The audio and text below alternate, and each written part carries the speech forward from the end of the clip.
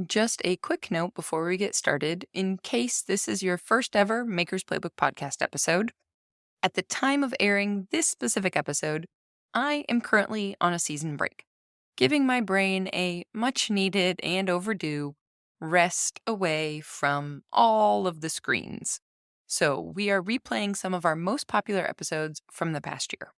I'll be back in just a couple of weeks with an exciting kickoff to season 4 of the podcast. If you don't want to miss out on any of the new conversations to come, be sure you're on our email newsletter. Doing so will also put you on our list for the free monthly photo tips that I send out. Pop your email in the form at makersplaybook.com/newsletter so you don't miss out. And now, before we dive into this chat with the one and only John Britt, a brief word from our sponsor. Hi, I'm Jake, purchasing agent at Amico, providing you with everything you need for clay. This episode is brought to you by Amico Brent. Find your favorite Amico glazes or Brent equipment at your local distributor. Cheers for listening. Happy glazing. Now, on with the show. There are some names in the pottery world that we who are fairly new around here think, oh yeah, of course, that person. Perhaps we've seen the name as an author on a book that we bought in a random Google or Amazon search when we first started. Or maybe their Instagram is so big our accountant cousin even knows who they are. But how did they get to being so well known? Did they always know that they wanted to do this? Are they one of those unicorn makers who knew from age 5 they wanted to grow up to be a potter and pursued that goal single-mindedly without fail to a certitude of success? Or did they come to it later in life? Was their path maybe a bit more windy, like mine and perhaps yours? Is the place they've carved out in the maker's world because of a certain step-by-step process they followed? Or was it a bit more luck and timing? Well, my friends, one of those names that pops into my head as more of a name on a book rather than an actual person themselves is John Britt. And on today's episode, you just might be surprised how he came to have his name on the cover of that book that's probably on your shelf right now. Let's dig in. Welcome to the Maker's Playbook, the podcast where we talk all about what it's really like to make a living from the things you make. I'm your host, Rebecca Ikis-Kara. Hey, John, welcome to the podcast. Oh, thank you. Glad to be here. Thank you so much for making the time so quickly. I am amazed that we synced up our schedules so fast. So it's exciting. It's perfect. If we get the opportunity, I like to do it because you never know. Amen. Amen. When I think of your name, I put the caveat behind it as the glaze guy, basically. Like there's a book that comes straight into my mind's vision when I think of your name. But for people who don't know who I'm talking to right now, how would you introduce yourself? John Britt. I'm a potter and a writer, educator. So I wrote a couple books on glazes, and then I have YouTube channels and taught pottery for a long time. So I've been at it for like 35 or more years. So that's basically it. Did you know 35 years ago that you were going to have such a focus on the education aspect, or did that happen kind of accidentally? When I started, I was working at the University of Dayton, so I had a job there, and then I got free classes. I took art, I took philosophy and photography as a major, and then I got the job, and then I could take whatever I wanted. So I took some pottery classes, although I had taken a bunch of art classes before, and then because I just liked it. And so then the next thing I knew, my friend and I, he worked there with me, University of Dayton in campus ministry, and he did pottery. And then I am good at reading magazines of how to do stuff and then doing it. So there was a thing in there on like how to build a raku kiln. I'm like, oh, let's do this. And so I set that all up, and then we started doing that. And before you know it, since there weren't many people doing that, then we ended up teaching a class in it. And then, or I did, put it this way, I did. And then we still did pottery too. But once you get to know all the people at the craft school. Then hey, I'll teach you another class and I'll do this. And then before you know it, then you see if you're good at it or not, or if you like it. And then it just went from there. There was zero planning. Let me just tell you that. In most everything that I do, it just sort of kind of happens. And just to reiterate the point, the job you had at the University of Dayton wasn't even associated with the arts or...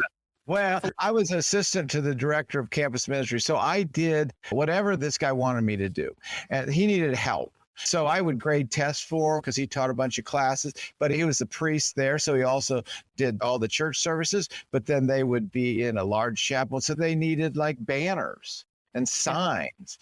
You were a personal assistant. Yeah, exactly. And then I was just say, okay, I'll do that. And so then I would do that. And then he'd say, oh, you can do that. Why don't you do this? And then before I know it, I was sewing. See, when I grew up, I had 10 kids in my family. I was second oldest. So my mom taught everybody how to do stuff. I knew how to sew like crazy. So I would sew these banners like they'd be 25 feet long. You're sewing these things. Anyway, they're all super primitive, and I was not very good, but it was better than nothing. So then that's how it happened. So it was somewhat art related, but it's sort of twisted that way in the same way that, you know, the teaching did and everything else. Once you find your niche, you just find another spot in there.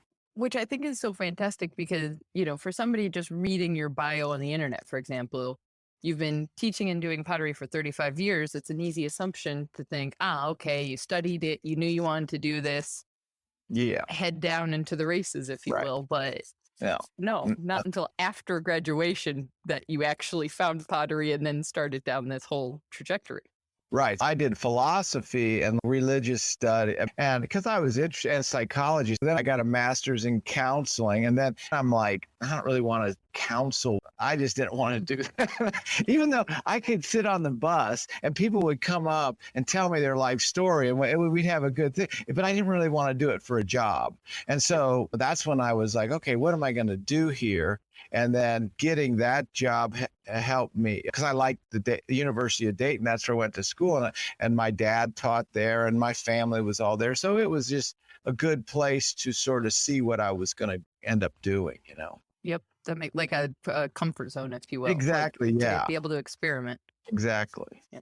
I'm laughing to myself, total tangent, but I had the opportunity to study with Sandy Lockwood for a couple of months, and she got her master's in, what was it? I think she just finished studying something along the same lines as far as psychology and whatnot. But this is already as she's been a wood firer for however many decades that she's been doing it. And I'm like, what is it about potters and philosophy and psychology that is anthropology and sociology? I mean, geology makes sense to me, but we're all looking for backup job security plan. I love it. Well, so what kind of as in-depth or as overarching as you want to go from taking those classes and then being interested with your friend, and how did that then twist from okay, we're kind of doing this stuff for fun to now this is my career and this is where we're going to go? Oh, well, I mean, I wasn't never really a career thinking like everybody says, what do you want to see yourself in 5 years? And I'm like, I don't know. Let's look at tomorrow. And so my deal was that I really just took one pottery class to wheel throwing, and then the teacher let me do independent study. So that's all I really wanted was to use the studio since it was right there.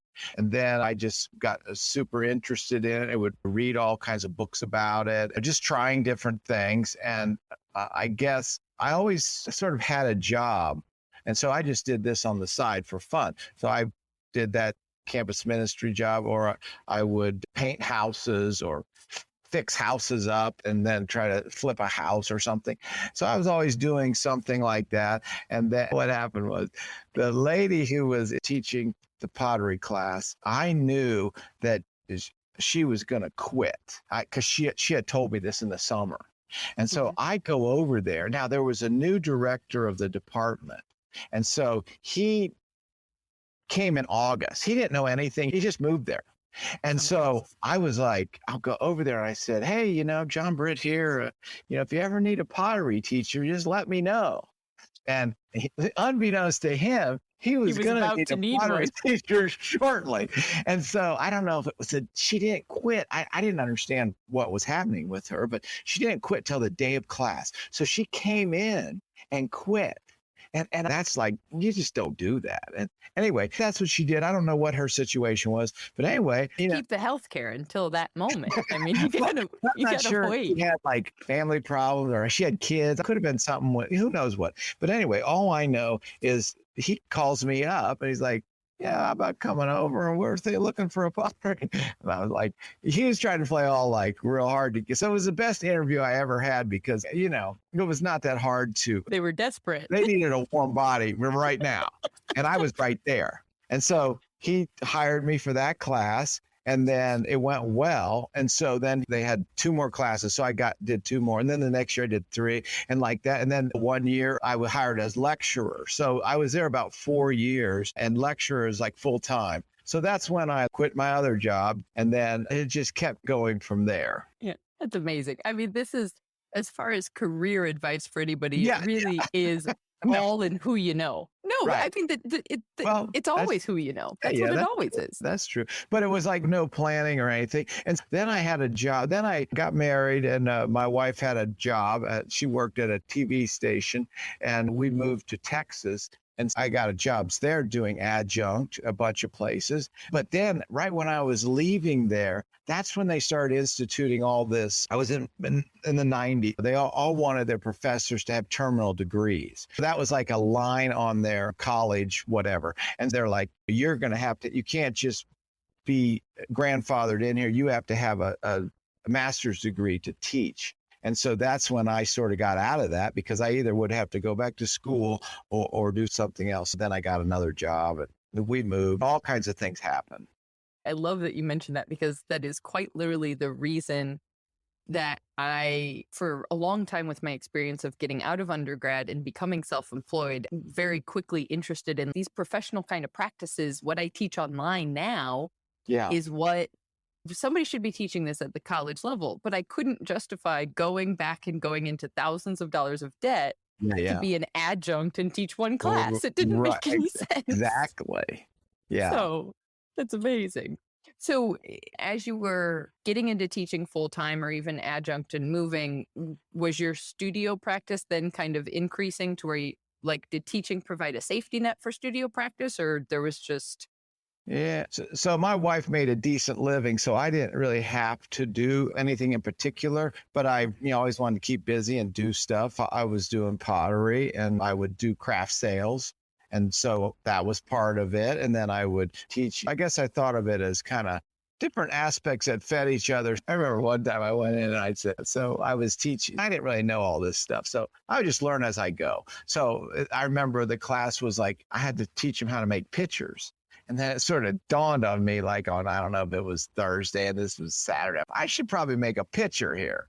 And so You've never made a picture. I never made a picture. So I made a picture and I made a bunch of pictures. I would look at magazines and see stuff about pictures because back then it wasn't all YouTube-y and stuff. I just had to be like one step ahead of my students who were all beginners anyway. They didn't need the greatest picture maker in the world. So then the next week would be plates. So I sort of learned in that regard. And then it was kind of weird because then I had to teach a sculpture class. And so I'm going to try to make it some sculptures. You go from wheel throwing to sculpture because that's a totally same skill set. Totally Absolutely.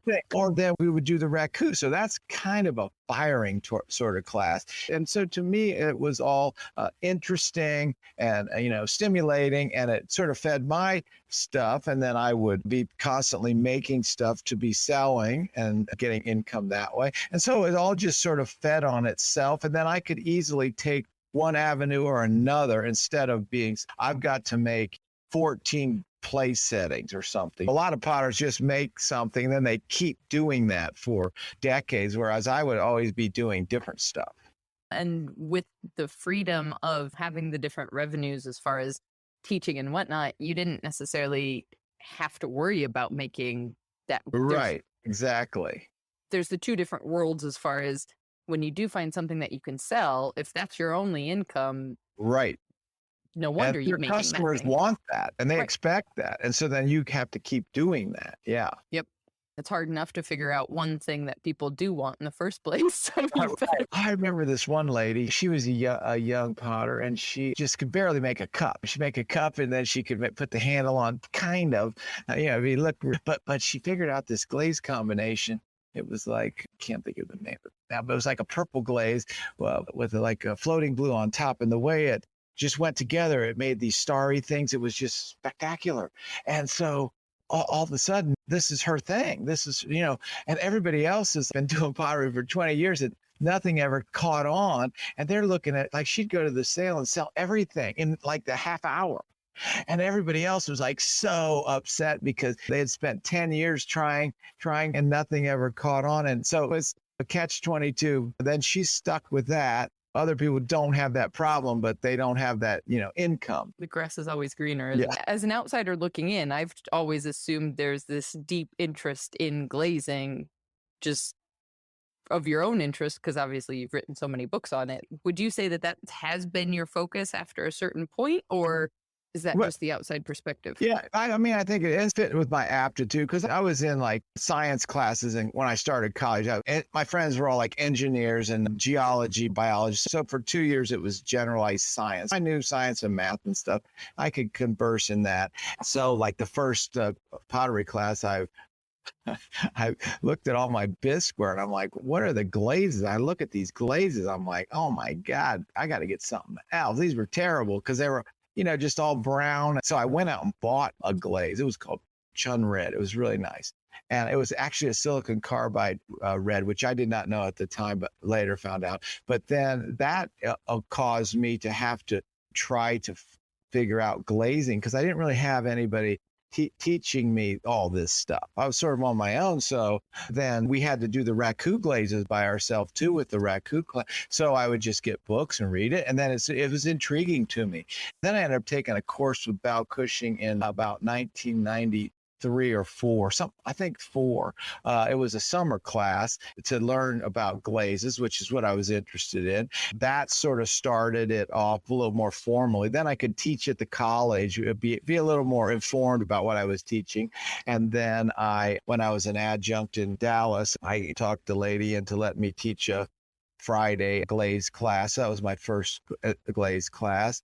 And then when I came to Penland, I was just helping people always with their workshops. So you're essentially like a workshop setter-upper person. And I had to know about glazes because they came from their studio to this studio and had to work there. So then I kind of worked in that regard. And so I had taken a class with a workshop in Dallas with Ian Curry. So he's a big famous glaze guy. It's pretty technical. So I looked at his book and I saw that the first half was, to me, unreadable.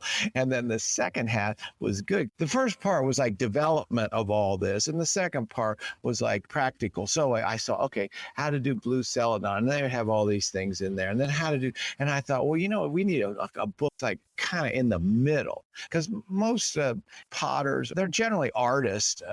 And they have to figure out all this. So to me, it was like they weren't like geared towards, and I really wasn't geared that much to being an industrial chemist.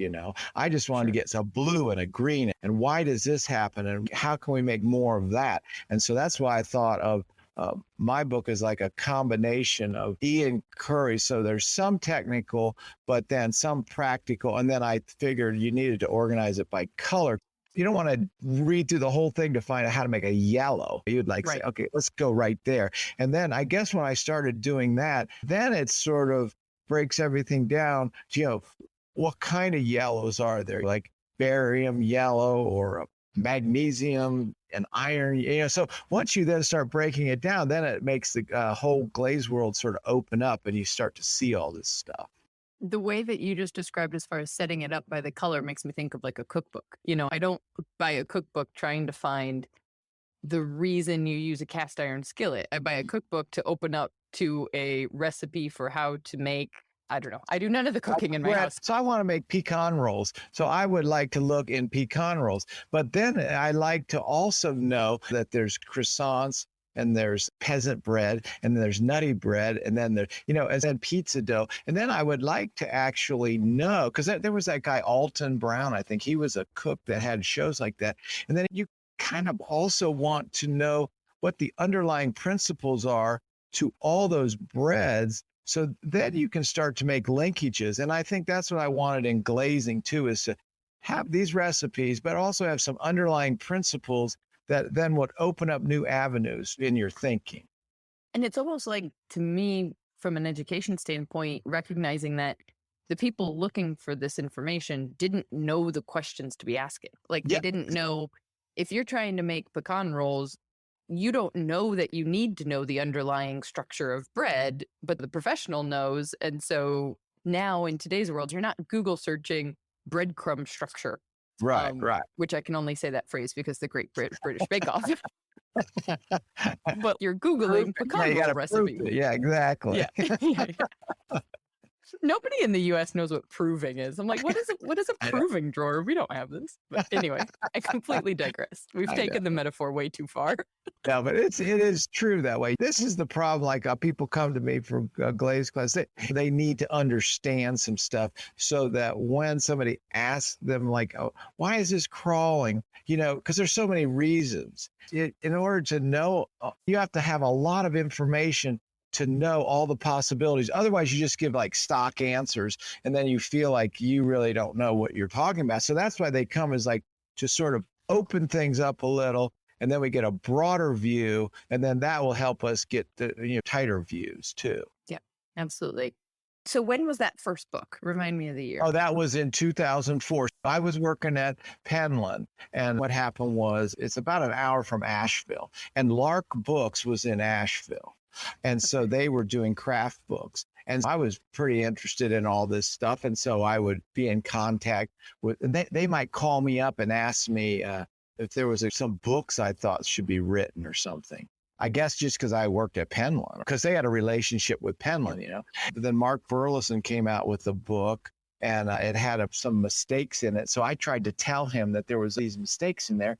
And then when that came to be true, a long story, I don't have to get into all that, but I was telling the lady, Suzanne Tortilla was her name. She was the editor there. She would call me and then, talk to her. My wife's sitting there listening, she's like, hey, do you know they want you to write a book? And I was like, what? And then and so then I said, this is your wife? That's my wife. It's like, hey, dummy. She's not just talking to you. She's like, and so whether that was true or not, then I made a proposal, and then I went in there, and that's when I told them I told them one chapter. It was a copper red. So I showed them, I like these charts. Like, that was a Val Cushing way to make charts of glazes, but I figured you could get a lot of glazes. I wanted a lot of recipes. And so I think there was 400 in that book. And so I made these charts, and then I did the sections of oxblood, flambe, et cetera. And then I went in and did the proposal. I thought it was just going to be me and Suzanne in there, but it was like the president and then 3 other people. And I was like, then I got nervous. I was like, oh my God. But anyway, they liked it. And so then I was still working at Penland. And so I would work at night, and I would get up in the morning at like 5 o'clock, because it's my house about a half hour from Penland. So I would drive there, and I would get there about 6, and I would work until like 7:30 and then we had breakfast there. So 7:30 or 8. And then, so I would always get 2 hours of making tests and doing stuff. Then I could be firing it in the day, or sometime collect them all. And I could just like work on a chapter. And then I just kept doing that for about a year and a half. And then towards the end of that, I quit so I could finish the book. I had about a month to turn it in. That's like the beginning of the process. So that's how it was. 2004. I just kept doing pottery because I wasn't working at Penland then. We lived around there. And so I just kept doing more pottery and doing workshops and stuff like that. Just to backtrack a little bit, You guys went from Dallas to when you got the job at Penland, or because that's a pretty big jump to go from an adjunct professor who's learning how to do the thing the day before he's teaching it to working at Penland. Okay. Well, my wife had a big job. She was the president and CEO of the Dallas public TV. So there's 2 TVs and a radio station. And so she had quit her job before, just in commercial, and wanted to try public TV, see if it was better fit for. And so we went to Dallas, and then she was done with TV. So she quit, and she said, well, we can go anywhere you want since I tortured you to bring you. Now, anyway, Dallas was difficult. It was difficult because it was like so many million people, and it was 100 degrees all the time. So anyway, it's like another country for people who don't well, live exactly. in the US. If you don't know that, you need a passport to get in there. And of course, they don't believe if you're not from there, you're not from there. So anyway, although we met tons of good people, it was a really great place. Well, it was super good for me because I lived in the center of town, and I could go to all these schools were a half hour outside on a ring. It was a community colleges. One did wood firing. One did a cone six.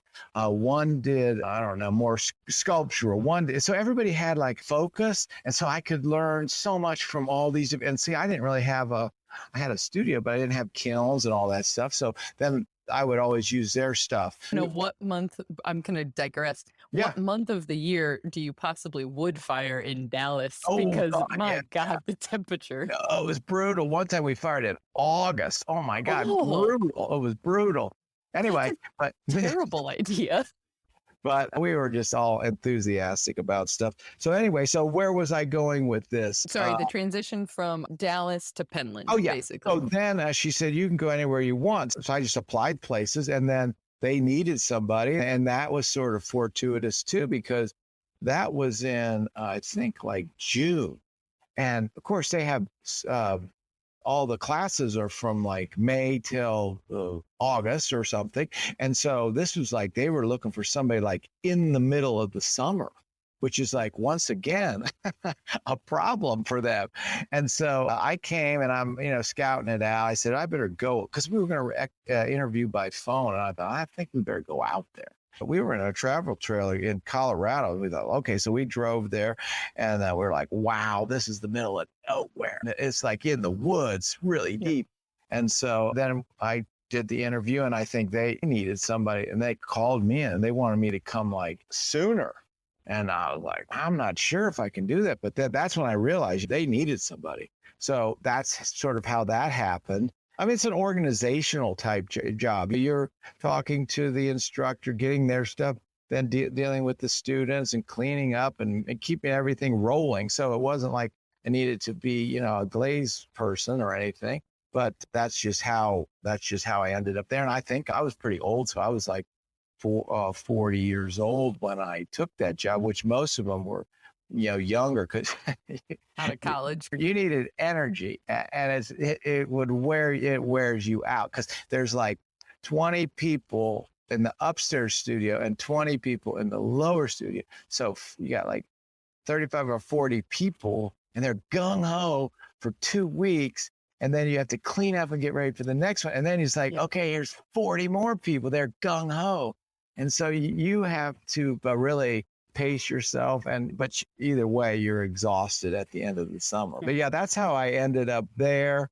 And then once I quit the job, we thought, where should we stay? Where else do we want to go? We thought, well, this is pretty nice here. So, and I think that's how a lot of potters or artists end up around Penland, because they come and it's so nice. And then they thought, well, we'll just settle down here. So that's kind of how that happened. It's fascinating and hilarious to me, because when somebody just reads the bio on the internet, it's like, oh yeah, John Britt's a potter. Of course he lives in North Carolina. Like, there's about 3 places in the United States potters live, and that's one of them. But in reality, it's not so obvious in the trajectory of how you guys wound up there, which there's no master plan.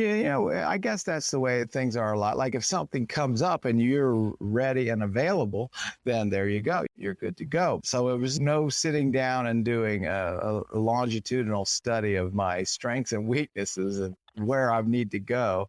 This is just, and then we thought we were only going to stay there.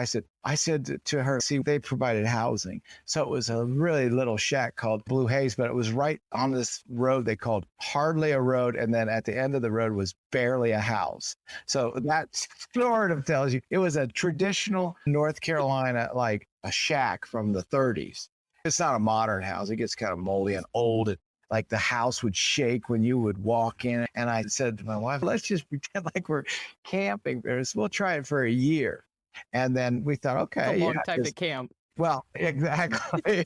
That's how we sort of just did it as a temporary thing. And then you just sort of fit in and see how things work. And yeah, go from there. I just want to reiterate the point because it's so entertaining to me that you went from your wife being a president of a television company to living in a barely house. Yeah. Just to make sure nobody missed that part. Well, it was a transition, especially for her, because we had a nice house in Dallas and it's a big city. You can go eat out, really. It's great places. So now we're in the middle of the woods. She's very flexible and resilient. And it was a good time for her to relax and unwind. And so that it all sort of worked pretty well. But it was a big change. The biggest change was when she had a office. It had like 5 TVs all going simultaneously to look for breaking news and all this stuff. That was in Dayton. And so then when we moved to the similar in Dallas, not quite the same, but because they didn't have like breaking news and stuff, but you still are looking at the whole industry and you're seeing what's happening every day. You're in touch with what's happening. And so we move out there into the woods and they kind of didn't like you even in those days having a newspaper because that was like the outside world intruding on your sort of like art as a sort of a reclusive, self-reflective type activity. And so we came and we're like, oh, we need to get TV here. We need to get like satellite. So we called up the satellite and they're putting in a dish, right? But we're right on the main road as you pull in. And the maintenance guy's like, oh, wait a minute, what's going on here? Everybody can see it. You can't put that there. And so we couldn't put it there. So when we moved to this other little shack, because that was just our temporary house, then we could only point it up the mountain because the mountain was in the way for satellite. So now we were in the like holler there. And so we had to point it up and we would only get TV light. When the leaves came in, then the TV went away. And so in the summer, it was super sketchy. But as soon as the fall came, we'd have like full on TV. And then everybody from around there was like, oh, we don't like TV. We don't watch TV. And we're like, okay. And so then there would be that show. West Wing was on. And then we'd get a knock on the door. Oh, can we watch your cable? And we're like, we won't tell anyone. And the NCAA, that's the time right now. It's NCAA tournament. Oh my God, we'd have like 30 people over there. We were reverting back to the 50s, sharing the TV. It was like you had a drug or something. Don't tell anyone. No, it was fun. It was fun. We had a good time. When you're thinking about how you've made this work over the years, yeah, do you feel like in terms of, there's so many people now who are either coming to clay and ceramic specifically or just making in general, whatever the craft may be, that are like, I love this. I want to do this. How can I do it? Yeah. Is there something you feel like you've done over this trajectory that's made it work? Yeah. Well, okay. So for me, my wife calls it multiple streams of income. I call it having 2 jobs, 3 jobs, and so diversify is another way to do it. But I think as I've noticed, potters all the while do that. They don't really talk about it, but I know people who do crafts fairs and make pottery, but they also may teach a class here and there, or they may have one in their, like they may be a wood fire, or they may have a wood firing twice a year at their studio, and then people come so they can make extra money that way, or they may do kiln building. Maybe they're also good because now potters have to be good with the making web pages. So this was maybe back 10 years ago before all, everything is constantly changing. So it's just multiple streams of income. So in my case, it's making pottery and selling it. And now you can sell Etsy by yourself or whatever, have your own like kiln openings. But then I did the book. And so the book is like, I get some money every year for the residuals from the book. And then I'm teaching, then the book makes these classes possible. So people know my name. So now I can do more classes and that YouTube channel. So that sort of feeds the whole thing. And then you get a little money from that. And then, so part of the teaching, since I couldn't really teach in the middle of nowhere. It's an hour drive to any colleges, and there's a lot of people applying for those jobs. So I thought, well, I'll just do some of these how-to videos. So I did how to throw, how to just stuff I would do in teaching, but then I'm selling DVDs, and then I can sell them as electronic things. And so then that's another stream. And then I don't know what else, but that's how I always did. Like I was saying before, I, had a job, a regular job, make insurance and all that stuff. And then I would have teaching on the side, or I would do fixing up houses, or I would, all different, did fast food. I did the whole, everything that everybody else does. But I think sometimes people want to just become a potter, and that's it. And that's like super difficult. Unless you get lucky like that girl who found that super good glaze combination, and then all of a sudden now you're on you're on Instagram and you're getting your follow. You can sell you just put your pots up there and sell them like crazy. So that's pretty rare, but normally it's a slow, incremental, maybe called building your brand or whatever we're calling these things. Now, before it's just like surviving, But people think I'm just going to now officially be a potter. But really, I think it's a whole, and you have to constantly adapt. So like, okay, all of a sudden there's a pandemic. Oh, who would have thought that? Now, let's see if we can get 35 old people in a room to talk about glazes. No. So as soon as that day hit, March 10th, whatever it was, 2020, I had no more classes. So thankfully I had diversified my income, because I'm not like, I can't just like quit working. So now I've gotten a job with the architectural tile company. So I do glaze testing for these people. And since I had 2 years of no workshops, and so, because we would try to do them, but then all of a sudden there'd be, something else would come up, or it would be in Canada. They won't let Americans in, or all this stuff happened. So that job was fantastic. That guy found me from Instagram. And so it's like, okay, all this stuff just sort of happens accidentally. And then now I'm getting ready to go back. I'll probably do another workshop next week. And then I'll probably get workshops going again. We'll see. If I decide I don't like that, I can stop doing that and just do this other thing. But yeah, I think you have to be really flexible and have a group of things that keep you going. That's my opinion. The interesting thing for me, as somebody who has tried to diversify income previously for photography and realized that I got stretched so thin. Yeah. My students have heard me use this metaphor before, where it's like, if you're trying to push a boulder up a hill, you can put enough weight and enough inertia behind it to get it going, and then you can keep going. And that's if you're focusing on one thing. Yeah. Whereas if somebody at the top of the hill pours a bucket of pebbles at you, and you're trying to keep all of these pebbles up, and people can't see me flailing my arms on the video here. When there's so many things to keep track of, you actually don't get any traction at all. Yeah. So how are you managing all of these disparate things? This is a difficult question. I don't know, but you have gone back to my philosophy study, the myth of the Sisyphus, who pushed the rock up the hill, and then it would fall back down, and the next day up again. So it almost does feel like that. I don't know that answer. I just somehow managed to do my thing. I didn't know that I would turn into a glazed person. I mean, I had no idea. It's just like, I thought, everything revolves around, how do you make a living as a potter? That's my overriding thing. So I'm like, how is this possible? Because I was working for very low money at Penland. I was 40 years old. I'm making no money. It's like, oh my God. And then, so I'm saying, okay, well, maybe I'll do some workshops, or maybe and I didn't have my name out there, so that's very difficult. Well, maybe I'll write a book about pottery. And so then that's how that idea came about. And then all the other ones are like, okay, how am I going to have a reasonable living in the woods? See, you can't just show up and have a job.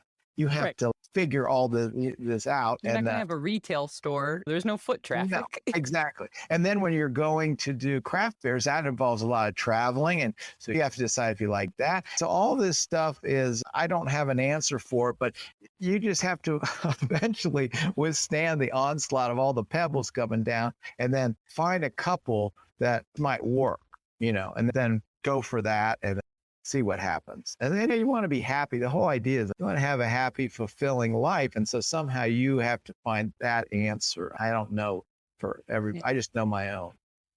Did the book get traction right away, or has that just kind of been a slow burn, if you will? I was pretty good in the beginning, but it's really not. I mean, there was a need Not as for fancy as it seems like. It wasn't like magic, And, potters, in case you don't know, they're like super slow at adopting. I remember one guy comes up to me, I think it was like 2008 or something. So my book had come out in hardcover. And then after a while, when it doesn't sell as well, they put it in paperback. And that's the way they generate. And then they just usually just stop publishing it. Then Goes it's out an ebook. Yeah. Anyway, so he says, oh, you got a new book. And I'm like, yeah, that was like 6 years ago, and that's how long it takes potters to look. They're all working in their studios and they're not paying attention. They're trying to focus and do their thing. So, you got a book. And so it took quite a while for things to get rolling. And so maybe around that 2007, I started doing more workshops. And then since that went well, people liked them, then I had more and more. And so then I knew that the Cone 6 book would be the best because that's the largest group of potters out there. And so we tried to do it by ourselves, my wife and I, but then we decided we'd either have a book and get divorced or so we decided maybe we'll just get, and then the guy asked the publisher. if I would, and it's very difficult and everybody has different ideas about everything. And so this worked out better because he just asked me if I would do another book. And so then that's how that happened. The mid-range book. And that was around 2012 or something. It came out, I think, in 2014. So it takes you a couple years to do it. But yeah. I love that you said that it's not magic because I think the hard thing about the internet now and Instagram is you see people out there having so much success and you don't see all the things they tried beforehand that didn't get any traction or the things that, like even for me, having been self-employed for 11 years and then having this idea because of COVID for the podcast and for teaching photography, I'm getting traction with that because I learned for the past 11 years all the things that I messed up before. Right. So the illusion of the modern thing is the whole instantaneous. So you're on, and you're going viral and selling all your pots or something, but probably things will slow down. So you'll have to have ebb and flow too. So I think you just expect immediate results, whereas the reality of things is it's a slow and steady. What's the tortoise and the hare deal? I think that's what it is for most people. But what we see is the people who just take off and then, why can't I have that? Yeah. I was chatting with Kurt Hammerly about what it takes because his whole business is built off Instagram, more or less, as far as where he's selling his pots. And the acknowledgement that half of his time, half of his working hours is just on Instagram. He's spending 20 hours a week or something to make that work on Instagram.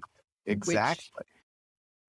Is a lot of time, which works for him, but for other people, they might not be willing to sacrifice that much time outside of the studio or wherever else to have that type of business model. Right. And I kind of know that because I'm doing these workshops. So these workshops don't just magically happen, When COVID hit, all of a sudden I had so much time. I was like, oh my God. And that's why I did all these PDFs, because then I had concentrated effort, which was, fantastic. But you realize that you have to be posting and communicating and thinking of a new one, doing another video. But when am I going to put this out? I had to keep up with all my website and all my Instagram and Facebook and Tumblr back then. And now it's Twitter. I haven't even managed to get onto what's the new TikTok because it's like, oh my God, I can't do it. If you get on TikTok and start a dance trend, I'm going to need to know. I will get on TikTok with you. It'd have to be something to do with like mud and fire. And if I did something I think I could do it. I think I could get some hits. That could be a thing. I could see that. I could see that going viral. And then I will have to get a TikTok. Exactly. But I think the other hard piece of it too is, okay, you've got to try out these things, Yeah. but you also have to try them out for long enough Yeah.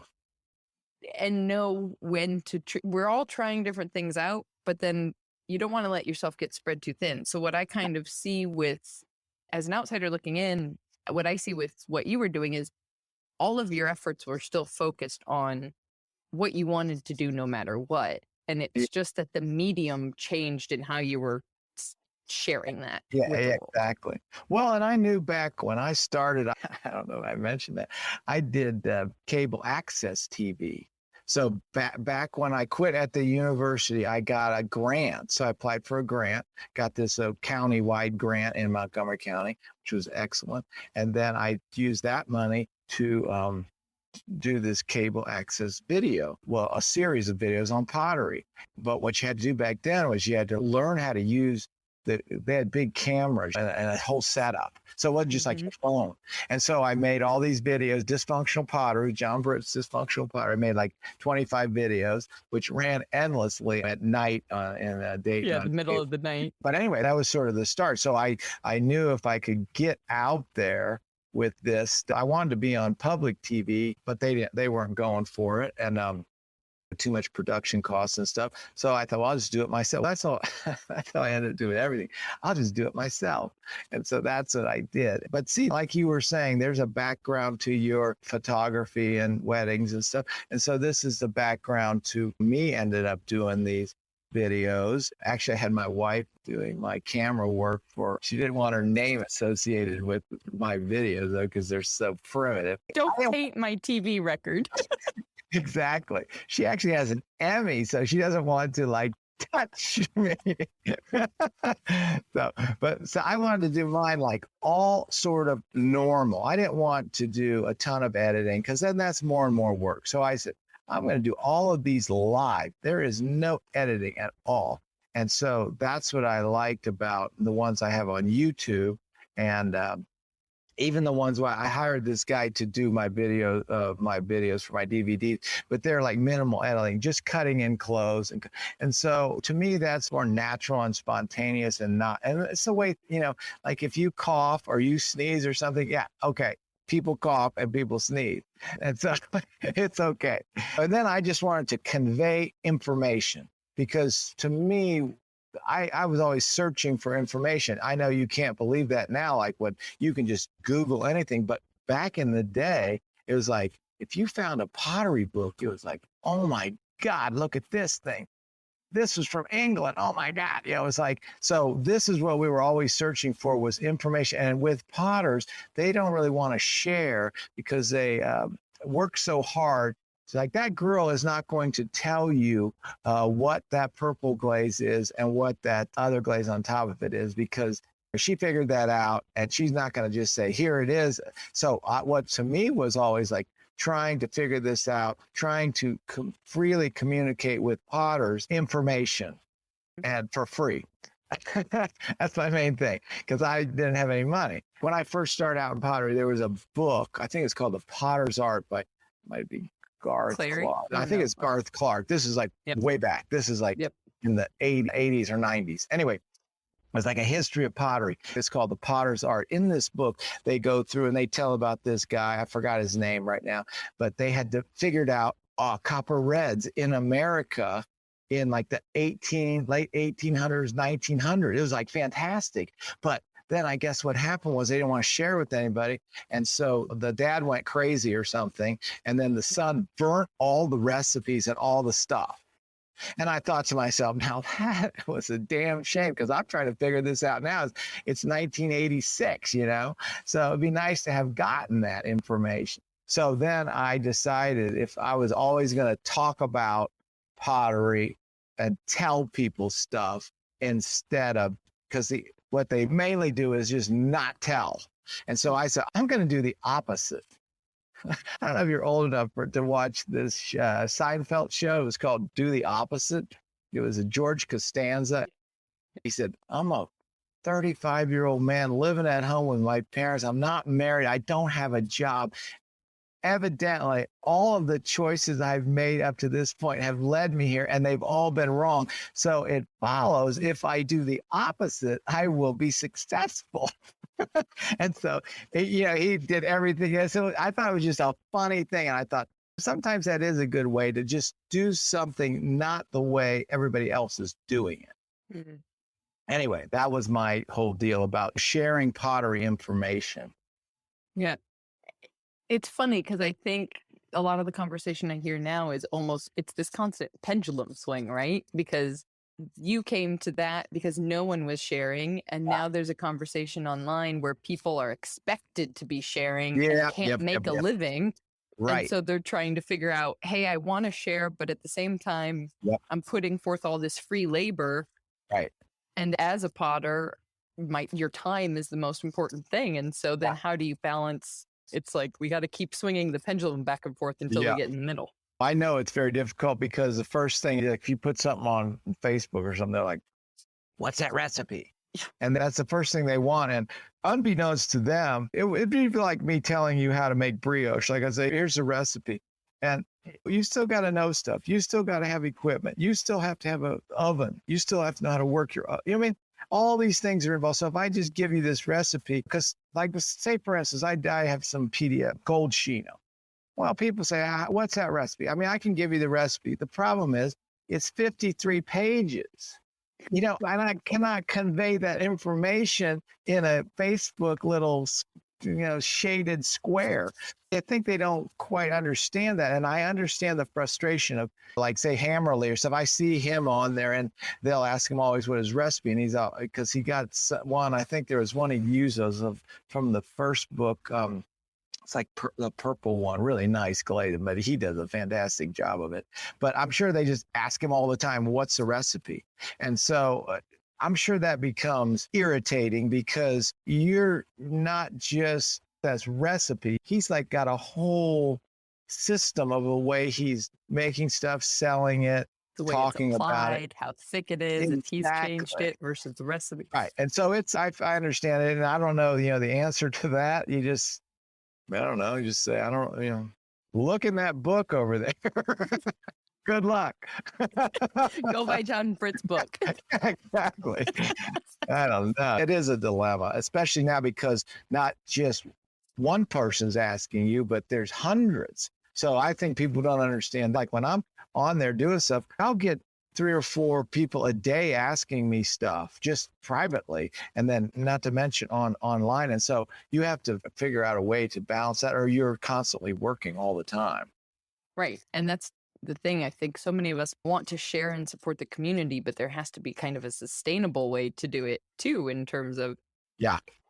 And I guess the other thought that just passed into my head that's going to take us on a totally different trajectory. There is a little bit of a difference between, I feel like when you pay for something, you're a little more committed to it, right? If you, at the beginning of the year, New Year's resolution, you're going to get in shape. If you go get the $10 gym membership, odds are you're not going to the gym. Yeah. But if you get the obscene, like $300 gym membership, you're going to show up. $2,500 Peloton thing. Now you're in, or you're going to look stupid if you don't start using that thing. Exactly.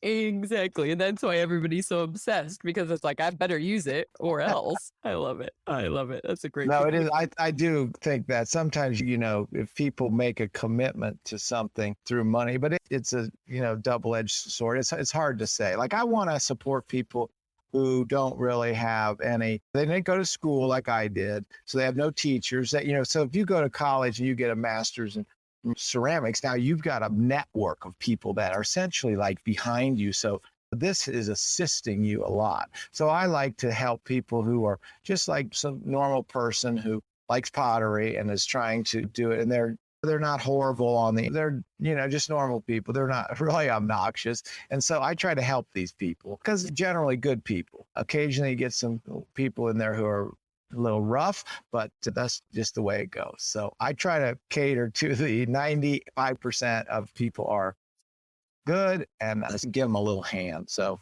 maybe I can do it for other people. And so they don't all have to share. Just say, go ask this guy. We're just going to start at John Britt. Go. Well, I'll tell you what, because this lady started, Joanne is her name. She's from New Zealand, and she started the Facebook group, Exploring Mid-Range Glazes Together with John Britt's book, because I did not make that title up. That was hers. The whole thing was her idea. But then this is a great group because she's a very nice lady. And so the overriding theme of this group is being nice. And so if anybody is like getting snotty, but I mean, next thing you know, you're going to be blocked. And so she doesn't mess around. But what has eventuated from that is this group is like super nice. There's 15,000 people on there, and you can go on there and ask these questions, and I can answer, or I can just let these people. Everybody is so knowledgeable now; it's mind-boggling. And so there'll be 100 answers to your question, what glaze does Kurt Hammerly use? Or I don't know something like that. Yeah. But they're just so nice. And so when I become exhausted from helping all this, then I can just let them do it. And then it's a sort of self-generating kind of thing. That's fantastic. Well, I know I'm using up a lot of your time here. So just to give people a little insight, what is kind of your average week? What's life look like right now as far as how you're making all this work? Okay, I just so right now, and of course everything changes. So we're coming out of the pandemic. So I do my work for this company. I do tests for them a lot of times in the morning, and then I will fire the kiln. And that way, so I like to do that because the next day I can look at it. And I have a small test kiln, so I can do another one. And then you get a lot of ideas and you can sort of play off of them. And so I'll do that. And then I sell books. And so I go to my orders, do my orders. Then I may eat some lunch. On a good day, yeah. On a good day. Take a walk. We'll walk with the dog. We try to walk for an hour or something a day. And then I do my meditation, maybe do that. And then I maybe either make some things or clean up. This week I cleaned up like crazy. So it's just, and then I'm going to be building a kiln. So I'm sort of thinking about I got this workshop coming up, and then I got a couple in the works. And so I may call those people on the phone, and then I may think about my kiln building. So it's always, it's a variety. That's been quite good for me because now I'm 63. And so a lot of people I know who do pottery they got bad elbows or bad shoulder or back because they did production pottery for 40 years, So I'm kind of lucky because I didn't really do that much I did enough to keep in the game, but not too much to really debilitate myself. And so that's it. That would pretty much be a day. Amazing.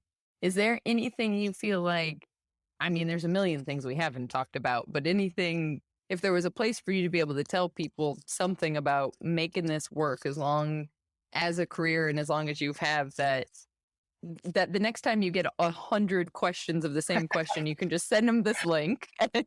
Well, that's what I always say in my YouTube, make 1,000 of those and call me tomorrow, because if you really want to do pottery, you have to do a lot of it. And then the questions end up going away because you understand it. And it's probably the same about career stuff. I think people get so, I have someone I know, they want to be like the star of music, like Justin Bieber. I'm like, you're 20 years old. Give it a little bit of time. I didn't even write the book till I was 40.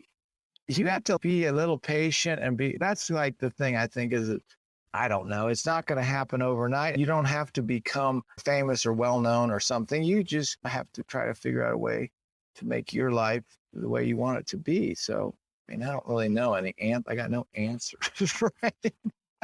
I just keep doing what I love. See, that's what it is. I love doing this. And so tomorrow I wake up, I'm so curious. I'm like, what's that? I tell you what, that's the worst thing I had to get over. You're watching on Instagram and see all these great things.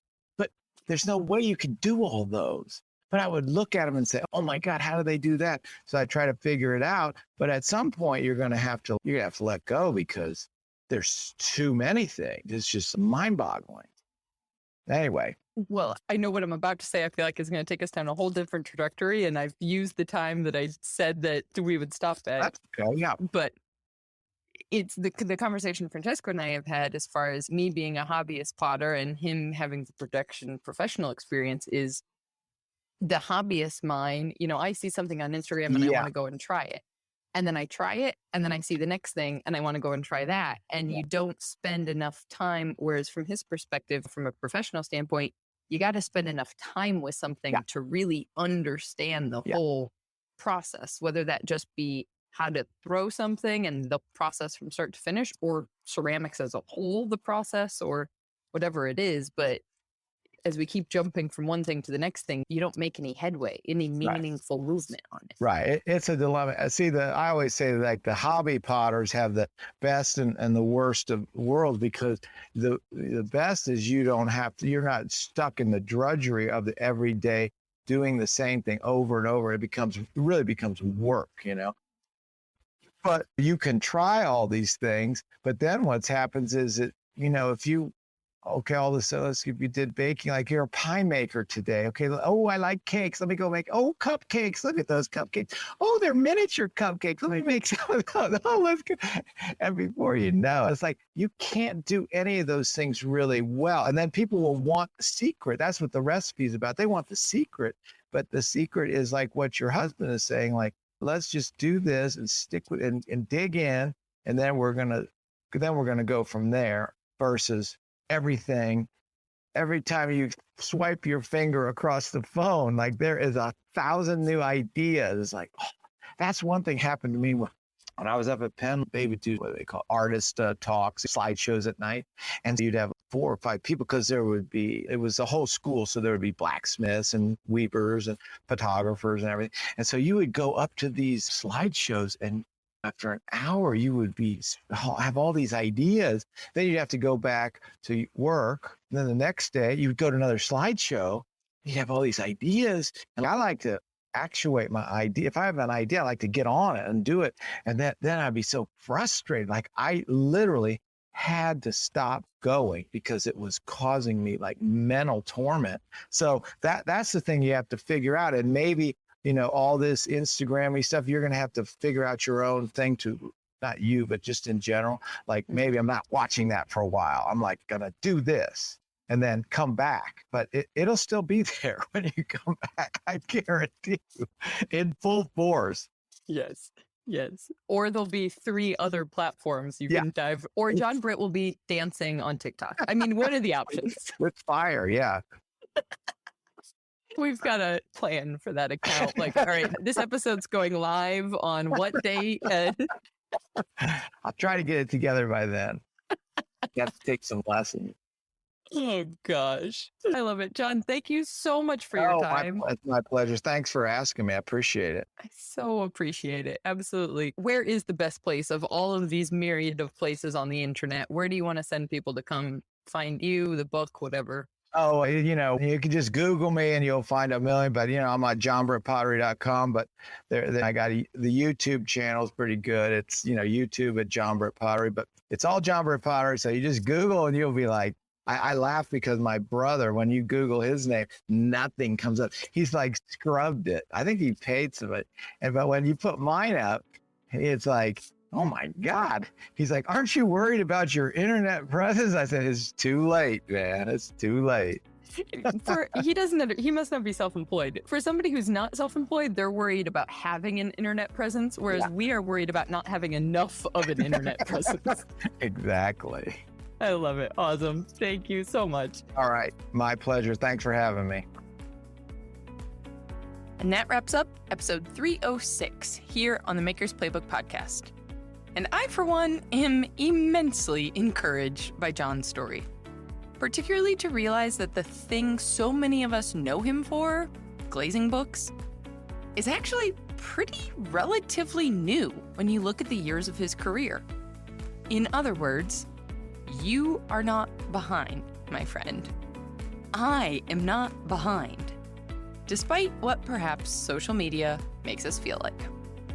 If you're looking for a gentle, realistic reminder that you're not behind, and a supportive place where we are all trying to battle this crazy life of creating what we love and also supporting ourselves, whether as side hustlers or full-time makers, come check out if the community might be the right online home for you.